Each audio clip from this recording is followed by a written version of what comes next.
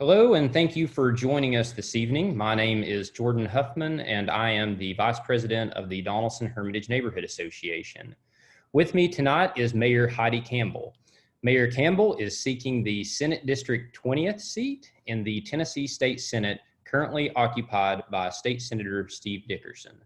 I will just state that Senator Dickerson did decline to participate in tonight's discussion. So before we get started with some questions from our organization, Mayor Campbell, tell us a little bit about yourself and your campaign. Thank you. Hey, everybody. Thank you so much for having me. It's really great to be with you today. I also regret that my opponent, Steve Dickerson, refused to show up tonight, but I am really grateful for the opportunity to visit with you and answer any questions you may have. For those of you that I haven't had a chance to meet yet, my name is Heidi Campbell. I'm a mom, a music industry executive, and the first female mayor of Oak Hill, now running as the Democratic Party nominee to be the first female state senator for District 20. So I have been an elected official in Oak Hill, Tennessee for the past 6 years. First 2 years as vice mayor and then 4 as the mayor. Fiscal responsibility has been the hallmark of my mayorship. I returned $2 million to our city reserves and brought in over $7 million in capital assistance at a time when our greatest source of revenue, the hall tax, was being phased out. And I also eliminated my own pay.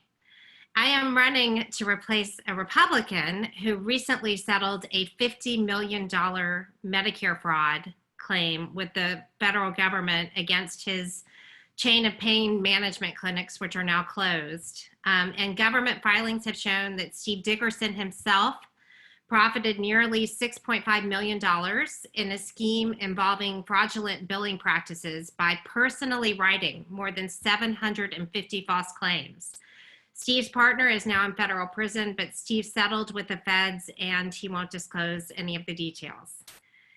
So my sister told me the other day that she feels like Tennessee has become the new Kansas and we're in the national news for all the wrong reasons.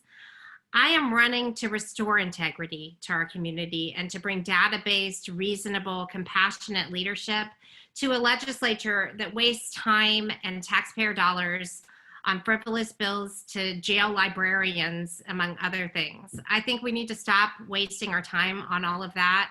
Our economy is facing a really long road to recovery from COVID, and we have work to do to help our small businesses, ensure that essential workers have access to healthcare, and make sure that our schools are fully funded. We need people with integrity and people who are data-based, reasonable, compassionate, and want to tackle the challenges facing our state. So that's why I'm running, and I'm glad to be with you tonight, and I really look forward to answering your questions. Thank you very much. And you hit on a lot of topics there that we're going to get to at some point during this discussion.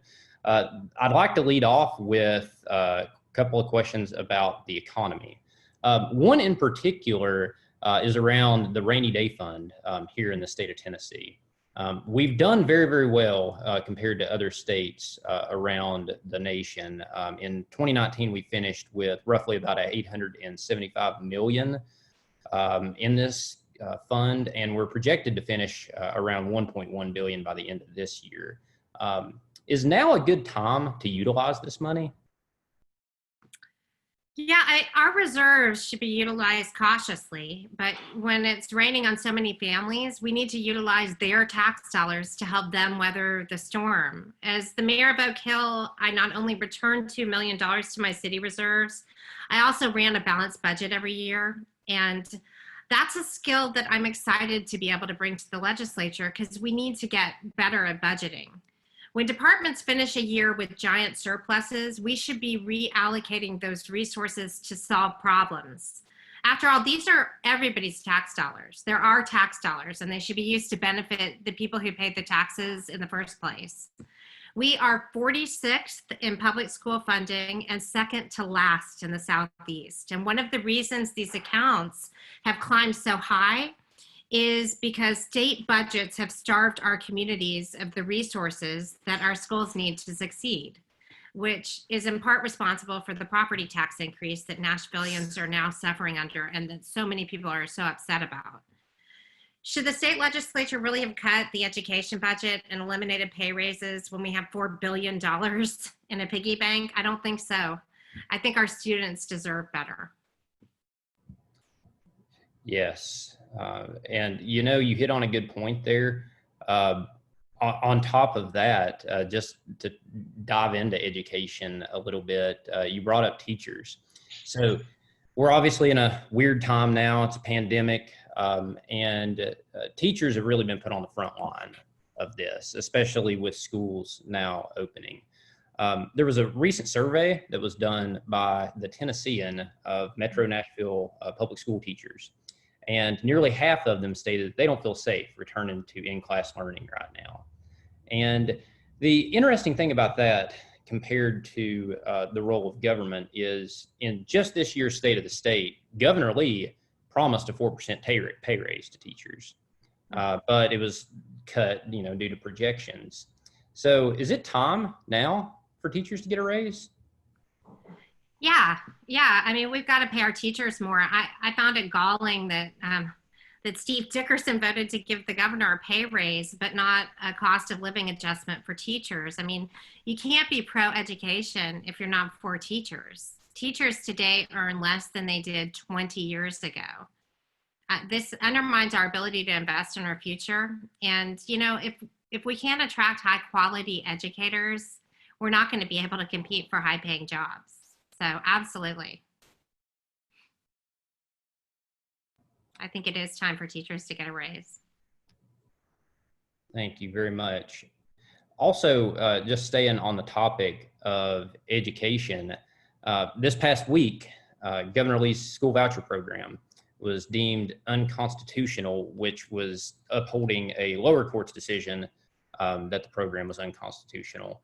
That kind of leaves us in an interesting predicament for the next session. Would you support legislation that repeals the school voucher efforts? Yeah, I was really honored to be endorsed by Metro Nashville Public School Board member Emily Masters, because she knows that I'll fight to preserve the integrity of our neighborhoods and schools and ensure that all children can achieve educational success, and that I'll also fight against efforts to take public school funds away from our public schools. I'll work to get our teachers the pay they deserve. And regarding ESAs, I also applaud my friend Chancellor Ann Martin, who had a ruling that the governor's ESA voucher program was unconstitutional for violating the Home Rule Amendment and for just singling out Davidson and Shelby counties. But, I'm not just opposed to vouchers on constitutional grounds. I'm also opposed, and this is really the main reason, because they siphon public education money off of the top of our budget to pay for private schools. And we need to make sure that public education dollars aren't skimmed off the top of our school budgets. It's the same reason I'm opposed to charter schools. Hierarchy of fund disbursement favors charter schools and ESAs and vouchers, and our public schools lose funding because of it, and we have inequity in education. And serving in a district that has such inequity and diversity in educational opportunities as Glendale, which is one of the best schools in the city, and Bordeaux, which really struggles, it's very important that we address that and make sure that educational opportunities are equitable for everybody in this district and the city. Great. Thank you very much. So we've talked a little bit about the pandemic, and just this past August, the Tennessee General Assembly held a special session. And I want to talk about that a little bit because your opponent participated in that session. The purpose of that special session was to address the pandemic on a state level. Can you speak to how it did that? Yeah, I was kind of on the front lines of that. I got into this race, as I said, because of the concern that I had over the direction of our legislature and kind of the ridiculous bills they were wasting time on. And then this pandemic came while we were in the middle of campaigning. And as we're facing this public health crisis that has claimed the lives of 1,200 Tennesseans, the craziness is really going up in proportion to the seriousness of the challenges. And Tennesseans throughout this process have been crying out for containment measures, healthcare coverage for essential workers, economic relief. And the supermajority is focused on criminalizing Black Lives Matter and on protecting Fortune 500 CEOs. So when COVID-19 was first hitting Tennessee, I worked with my colleagues on the Middle Tennessee Mayor's Caucus and with physicians who were petitioning the governor to issue a shelter-in-place order. And I worked with other electeds and some friends in the Musicians Union to help our city's financially impacted working artists navigate the crazy bureaucratic mess of unemployment claims, because that's what Democrats do. We help our neighbors and we look out for each other, and we believe in looking after the most vulnerable first. And in contrast, Steve Dickerson's constituents are sitting here wondering whether he'll even show up to vote. I mean, he missed 150 critical but politically inconvenient votes, like he did with the bill to remove racist statues and even the budget. And he actually tweeted a picture of himself napping on a spot he found in the Capitol building before he didn't come to the floor to vote for the fetal heartbeat bill. So I will stand up for the people of our district, unlike Steve Dickerson, who I guess is just trying to be all things to all people in order to protect his reelection chances. I'll stand up to the worst impulses of the supermajority and be a voice for Tennessee families in the Senate. That's truly why I'm running. We need people who will roll up their sleeves and get to work for Tennesseans. And staying on that subject, just a real quick follow-up. Do you think that we should implement a statewide mask mandate? Yes, I do. I support a mask mandate. You know, masks are a proven way to limit the spread of COVID, but it's also a sign of how polarized we are that they have become politicized. I mean, that's really unfortunate because this disease doesn't care about your political beliefs. The messaging from Lee has been so inconsistent on all of this. As a municipal mayor, I sat in on these weekly briefing calls with Lee when the pandemic first hit the state.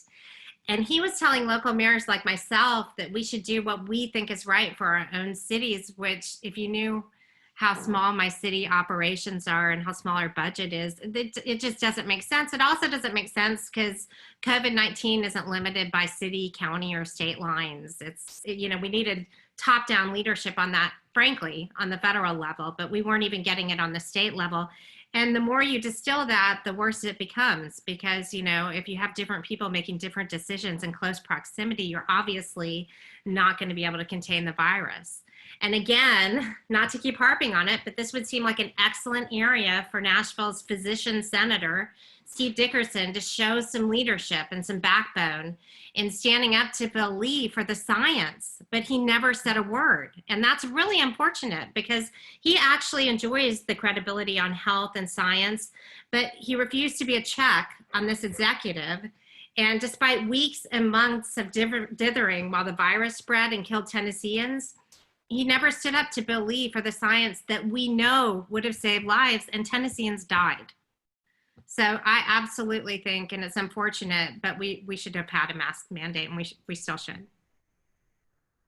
Great, thank you. And staying on the topic of healthcare for just a second, because you do mention that your opponent is a doctor. So obviously that's a very, very important subject to talk about. It's also a subject that many of our members expressed a lot of concern with as well. So my first question on this subject is around Medicaid and then around Medicaid expansion. So pretty much for the last 5 or 6 years, efforts to expand Medicaid have failed through numerous attempts, going all the way back to the Haslam administration. While at the same time, a majority of Tennesseans do support this initiative. Can you first talk a little bit about the benefits and the risks of expanding Medicaid in Tennessee? Yeah, sure, of course. I mean, so I think most people know that we're leaving billions of dollars, $1.4 billion on the table every year by not expanding Medicaid. There was a recent study of Tennessee and 11 other southern states by Vanderbilt and Harvard that definitively showed us that expansion of Medicaid is keeping people from the kind of precipitous health decline that could lead to death. But simply because of, I guess, unrelenting hostility towards Barack Obama and his signature achievement, radicals in our supermajority in the state have spent the last decade blocking this life-saving legislation, even though 60% of Tennesseans have said that they support Medicaid expansion. So voting on this measure is something definitely I'd be willing to consider, but healthcare is really complicated, and I'm really skeptical we could substantively address this challenge in language that would fit on a ballot. But I'm not entirely ready to give up on the legislature. After nearly a decade of intransigence, Republican State Senator Richard Briggs finally acknowledged that expanding Medicaid is a really good idea. And I think Haslam also acknowledged that. And they introduced a bill that finally puts people over party and would expand Medicaid to the nearly 300,000 low-income Tennesseans who are currently uninsured. So whether we're Democrats, Republicans, Independents, we all want to be able to seek treatment when we're sick or injured. And we all want to keep our children healthy. And, you know, we certainly want to make sure that workers who are deemed to be essential during this pandemic don't face the prospect of going broke if they get sick. And Democrats in Tennessee have supported joining with the 36 other states in the District of Columbia to improve citizen health and expand Medicaid in some form.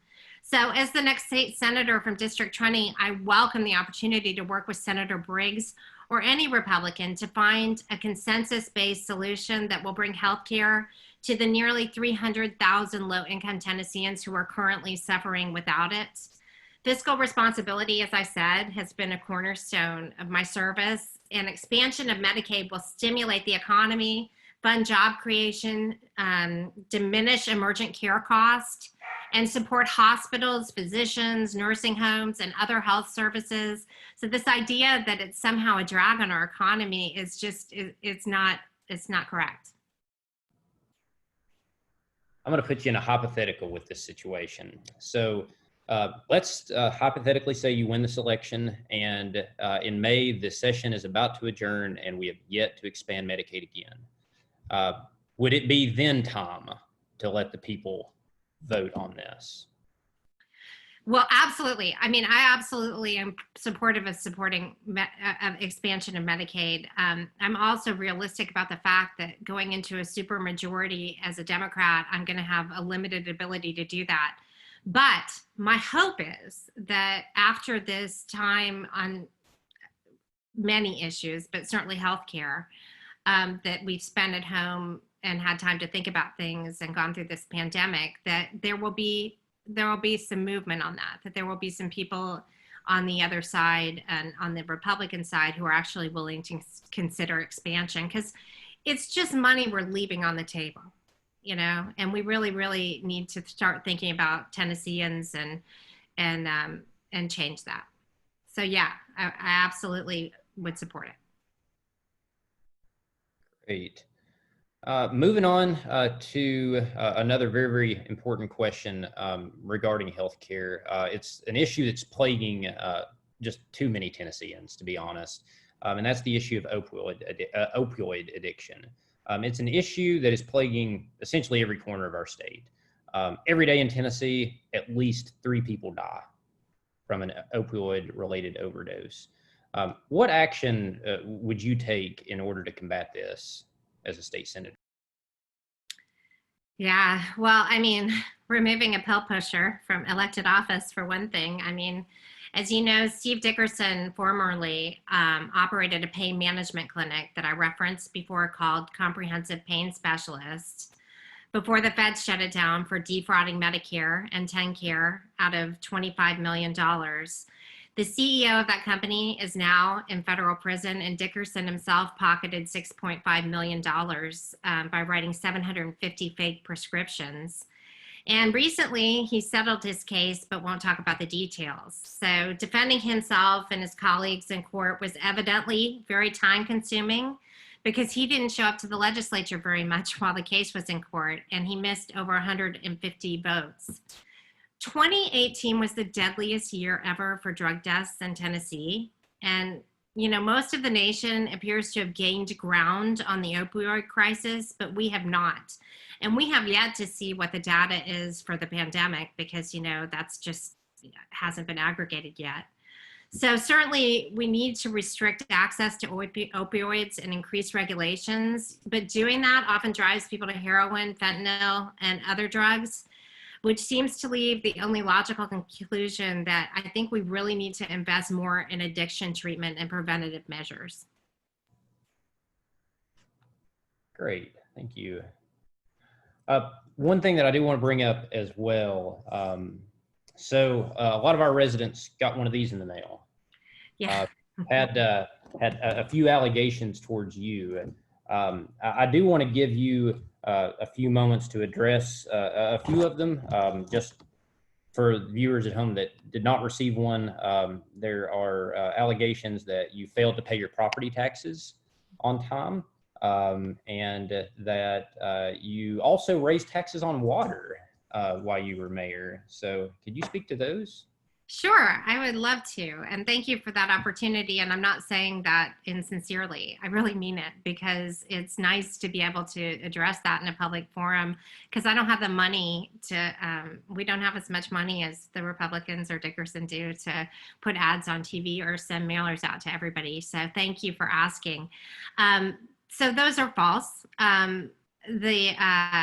We paid our property, my husband and I paid our property taxes late, and we paid the interest and we paid the fines. And we were, having some financial difficulties. And, so we paid them late, but that's not a crime. And we followed all the rules. As a mayor, I can't raise water taxes. So I'm not sure what that is, but that's absolutely not true. And I think the other allegation is that I somehow supported the property tax increase in the city, and that's also not correct. I never stated that I supported that. That is a very complicated situation that is really unfortunate and has to do with really bad decisions that were made in the past. And also, really, if you want to point fingers for that, you need to point them at the Republican legislature for starving our city and putting us in a situation, even though we are earning a third of the state's revenue, where we can't pay for our schools every year because they're starving the city, which goes back to that rainy day fund. So, and that things we were talking about there. So I think Dickerson's trying to distract from the fact that he defrauded Medicare and personally profited $6.5 million. But the hypocrisy of trying to nail me for not paying my property taxes on time when he's personally profited $6.5 million seems, a bit much to me. So thank you for asking about that. Yes, absolutely. And you hit on an interesting point too that I want to tie into another question. You alluded to the property tax hike, and that's a very, very complicated situation. And clearly you don't have a vote on that. However, the line between when the state interferes with the city has become blurred as of recent. Just a couple of weeks ago, Governor Lee, who has been a vocal critic of Mayor Cooper pretty much the entire pandemic, he really opened up in an interview and really chastised Mayor Cooper about his budget management and also his restrictions on businesses with COVID-19. So how should the state and local municipalities cease to exist there like that? Yeah, that's a really great question. As a municipal mayor, I had a front row seat to Lee's timid response to COVID-19, and I saw how it turned this public health crisis into an economic catastrophe. And I find it galling that he's now holding tens of millions of dollars in economic relief resources hostage for Nashville's crippled tourism industry because he doesn't like the way our city is cleaning up his mess. For reasons I will never understand, Lee was convinced the appropriate response to containing a global pandemic was to task individual municipal mayors like myself with implementing the containment procedures, which it's just bad emergency management policy. And now I guess he's changed his mind. And as you said, in a, I think, demeaning letter to Nashville, he announced that he's refusing to release tens of millions of dollars in relief funds for our struggling hospitality workers just because he disapproves of the way our city allocated resources when mitigating the crisis, which grew worse due to his failure to lead during a critical moment. One of the most important roles a state senator plays is to hold the executive branch accountable when they act irresponsibly or endanger our citizens. And though the recommendations of the scientific community were difficult and onerous, they were unanimous. Sheltering in place, wearing masks, contact tracing, these were all actions that would most quickly get us back to normal life. But again, to come back to Nashville's physician senator in this district, Steve Dickerson, he didn't stand up for science and he didn't stand up to Bill Lee. And now Bill Lee is bullying our city and Dickerson will not stand up for Nashville. And as a state senator, I promise that I will stand up. I can't promise I'll single-handedly solve the economic crisis that's been created by Lee's mismanagement. And to, you know, in fairness to Steve, neither could he. But I can promise that I'll stand up for science, I'll stand up to Bill Lee, and I'll defend Nashville families. That's what the people of this district and city deserve, and they're not getting it now. And that's not a slam, that's a fact. As far as preemption goes, this is something I've had to deal with a lot as a mayor because of my experience with this, as well as the relationships I've developed with other municipal leaders across the political spectrum. I know I'll be effective on the state and local government committee when I'm in the Senate. I'm opposed to preemption as a general matter, and I look forward to working with my former colleagues in the Middle Tennessee Mayor's Caucus to build consensus around the fact that whatever our ideological differences are, we have to protect local control. Great, thank you very much. I want to also address something that happened. Gosh, I can't remember if it was last week or 2 weeks ago. It's all blurred. It's all running together. It is. So the Davidson County Election Commission recently sent out a sample ballot. I do want to address that just for everybody. So they sent out a sample ballot to registered voters. Essentially what they did was they capitalized your opponent's name. And there's a lot of folks in the community that are calling this a form of voter intimidation. Others are saying, you know, it's a mishap. The Davidson County Election Commission has said it was a clerical error, I believe. You know, what are your thoughts on that? Yeah, somebody called it all caps gate.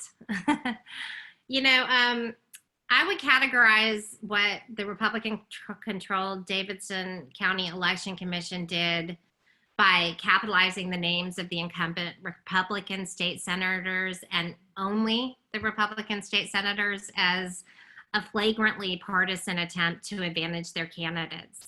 It was undemocratic and a violation of their sacred responsibility to conduct free and fair elections. And that's important because in low information elections like state legislative races, the manner in which a candidate's name is listed can really be hugely impactful. And that's a fact that's known to the commission. They know that. Our campaign promptly put out a statement demanding that the Republican-controlled Election Commission reissue the sample ballots with their candidates' names listed in the same fashion as the other ones. And to make that same correction on their website, because it was also on the website, and also to say in writing that no candidates' names would be improperly listed on the actual ballot during the elections. And then we also asked them to make a public statement in some kind of prominently circulated news outlets with the explanations and the actions taken to remediate it.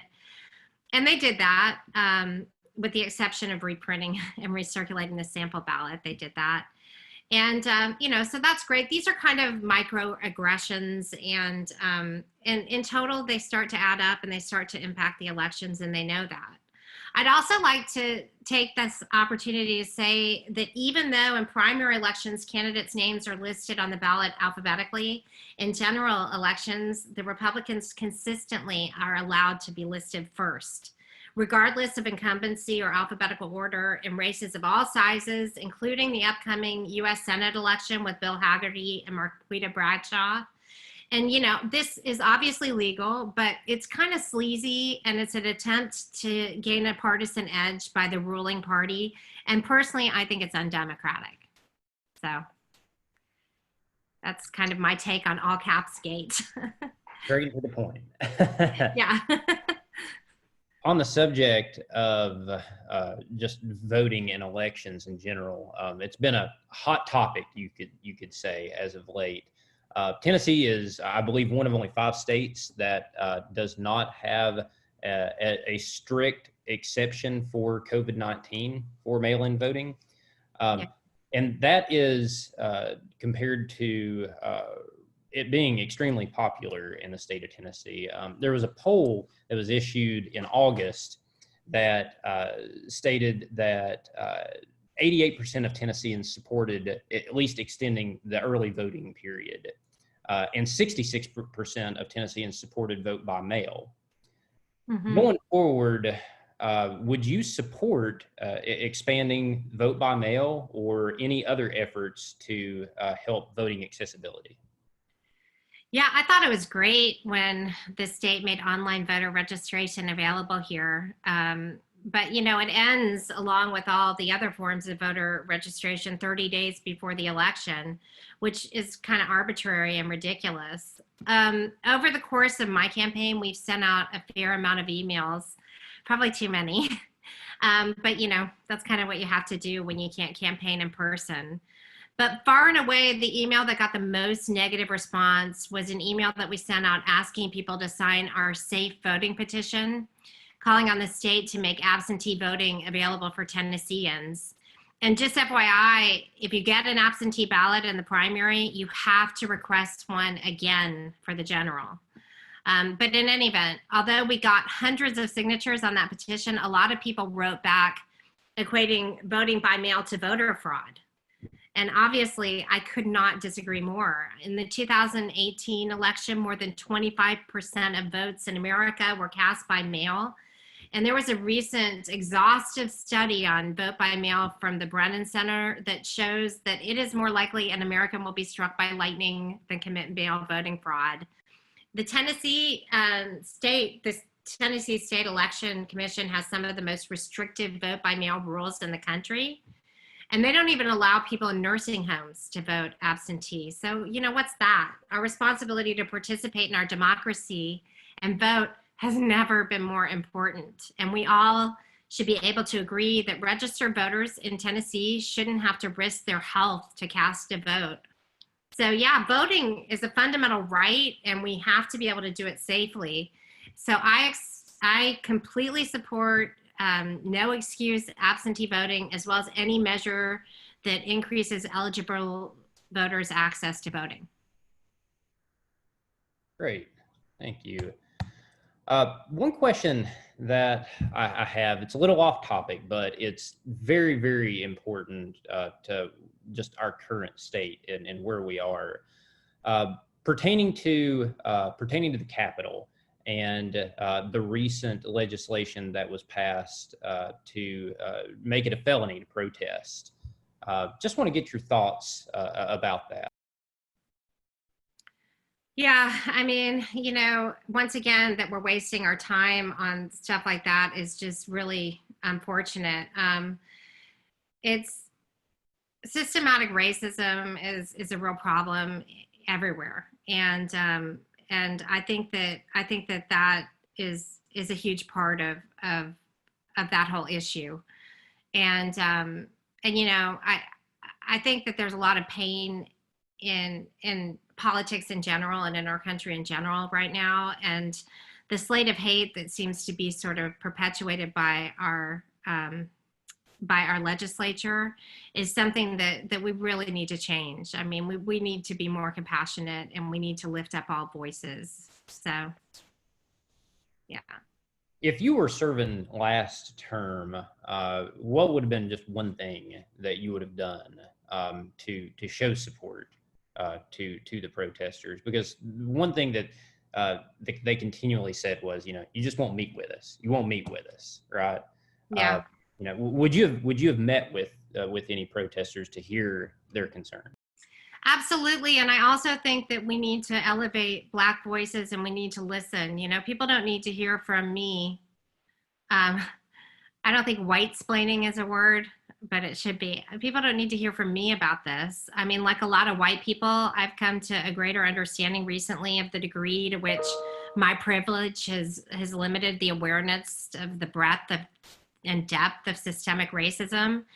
And I think there are groups like Gideon's Army and really effective groups in our community that we need to listen to and elevate. So the answer to that question is yes, of course I would meet with them, but moreover, I would give them every opportunity I had as an elected official to share their voices with other people. I'd love to create forums and opportunities for other people, especially in a district that is 96% white. We're the people that I think exactly the people who need to proactively listen to our African American community. So I think that creating forums and opportunities for us to listen to them and take our lead from them would be a great thing to do. Great, thank you. If you're elected, let's say you can only get 3 things done in your first session. What would those 3 things be? Yeah, well, because of COVID, that's changed. It's such a long list, but we have a lot of people who are economically distressed right now. And communication from the state on all issues related to the pandemic has been intentionally filtered down. And as I said, that's not good emergency management policy. So it puts Tennesseans at a disadvantage in so many ways. Like, for example, the federal lost wages assistance program has $44 billion in FEMA funds to distribute to people who are in financial distress. But that's an opportunity that's going to end as soon as the funds are gone. And the disbursement of those funds is contingent upon the approval and processing procedures of FEMA. So we need to be getting the word out to our citizens that they need to apply as soon as possible to make sure that some of those dollars are coming to us. So that, and as I've mentioned, despite the fact that I'm not elected yet, I've been working with unions and musicians and restaurant service workers and many others to help navigate the bureaucratic hurdles of all this. Other issues that need to be addressed immediately are healthcare and education. As horrible as this pandemic's been, I think it's given people some time to reflect on priorities. And I think there's support across the political spectrum now for expanding Medicaid and paying our teachers more. And, hopefully fully funding our schools. So, yeah, I mean, those are some issues that I think that hopefully we could start to address. But, we're going to be in real financial trouble. Well, we already are, so. Great, thank you very much. We've covered quite a bit of ground here. We've obviously not covered everything. There's so many things going on in the world right now. Before we end, is there anything that you want to say to the voters of Donaldson and Hermitage? I do. I'm really interested in hearing from you and hearing about your concerns. My cell phone number is on my website, so please call me. And I really mean that. I get calls from people. I talk to 150 people a day, and I would love to hear from you and talk to you and find out what your concerns are and answer any questions you may have. Also, please join our campaign. We need people to volunteer, and we would love to have you on board. And as far as the smear campaign that I'm sure is just going to get worse as time goes on because the Republicans have so much money and they're obviously just going to keep going with that. We are going to continue to address all of those issues on our website. We have a Just Check the Facts page that you can access at the top of our website, which is campbell20.com. And please check in there, because it's always difficult to be in a situation where people are making up lies and disseminating lies about you, and that's our opportunity to set the facts straight. And go to campbell20.com. And thank you so much for this opportunity. I've loved being with you tonight. I am running to replace Steve Dickerson, who, as I said, recently settled a $50 million Medicare fraud against him with the federal government and personally profited $6.5 million. I am tired of greed in politics. I'm running to bring integrity to my community. And if you have any questions I didn't address, or you'd like to donate or volunteer again, please reach out to me. Great. Thank you very much.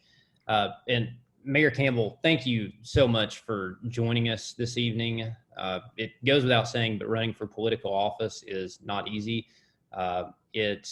You put yourself out there. I mean, we've talked about the mailer. You're putting your livelihood out there, and you're doing it for a cause you believe in.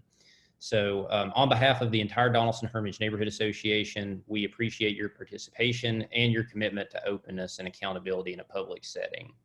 Also, everybody watching at home, we thank you for joining us as well. We have an exciting slate of interviews coming up. Next week, we're going to be joined by State Representative Mike Stewart. And later on in the month, we're going to be joined by Congressman Jim Cooper.